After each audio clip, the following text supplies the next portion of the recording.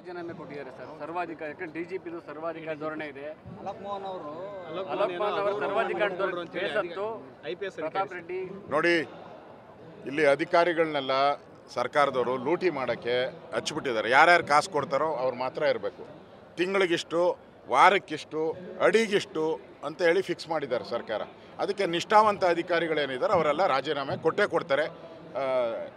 ಬೇರೆ ದಾರಿ ಇಲ್ಲ. ಪ್ರತಾಪ್ ರೆಡ್ಡಿ ಅಂತ ಒಳ್ಳೆ ಆಫೀಸರು, ನಾನ್ ಕರಪ್ಟ್ ಆಫೀಸರು, ಕಮಿಷನರ್ ಆಗಿದ್ದಂಥವ್ರು, ಅವ್ರ ಮೇಲೆ ಅವರೇ ಈ ಥರ ಆಪಾದನೆ ಮಾಡಿದ್ದಾರೆ ಅಂದರೆ ಈ ಸರ್ಕಾರ ಎಷ್ಟು ಭ್ರಷ್ಟರಿದ್ದಾರೆ, ದುಷ್ಟರಿದ್ದಾರೆ ಅನ್ನೋದು ಅರ್ಥ ಆಗುತ್ತೆ. ದುಡ್ಡು ಸುಲಿ ಮಾಡೋಕ್ಕೆ ಎಲ್ಲ ಅಧಿಕಾರಿಗಳನ್ನು ತಿಂಗಳಿಗೆ, ವರ್ಷಕ್ಕಿಷ್ಟು ಅಂತ ಫಿಕ್ಸ್ ಮಾಡಿದ್ದಾರೆ. ರಾಜೀನಾಮೆ ಕೊಟ್ಟಿದ್ದಾರೆ ಸರ್. ಸರ್ವಾಧಿಕಾರ ಯಾಕಂದ್ರೆ ಡಿಜಿಪಿ ಸರ್ವಾಧಿಕಾರ ಧೋರಣೆ ಇದೆ. ಅಲೋಕ್ ಮೋಹನ್ ಅವರು ಸರ್ವಾಧಿಕಾರ ಪ್ರತಾಪ್ ರೆಡ್ಡಿ. ನೋಡಿ, ಇಲ್ಲಿ ಅಧಿಕಾರಿಗಳನ್ನೆಲ್ಲ ಸರ್ಕಾರದವರು ಲೂಟಿ ಮಾಡೋಕ್ಕೆ ಹಚ್ಚಿಬಿಟ್ಟಿದ್ದಾರೆ. ಯಾರ್ಯಾರು ಕಾಸು ಕೊಡ್ತಾರೋ ಅವ್ರು ಮಾತ್ರ ಇರಬೇಕು. ತಿಂಗಳಿಗಿಷ್ಟು, ವಾರಕ್ಕಿಷ್ಟು, ಅಡಿಗಿಷ್ಟು ಅಂತ ಹೇಳಿ ಫಿಕ್ಸ್ ಮಾಡಿದ್ದಾರೆ ಸರ್ಕಾರ. ಅದಕ್ಕೆ ನಿಷ್ಠಾವಂತ ಅಧಿಕಾರಿಗಳೇನಿದ್ದಾರೆ ಅವರೆಲ್ಲ ರಾಜೀನಾಮೆ ಕೊಟ್ಟೇ ಕೊಡ್ತಾರೆ.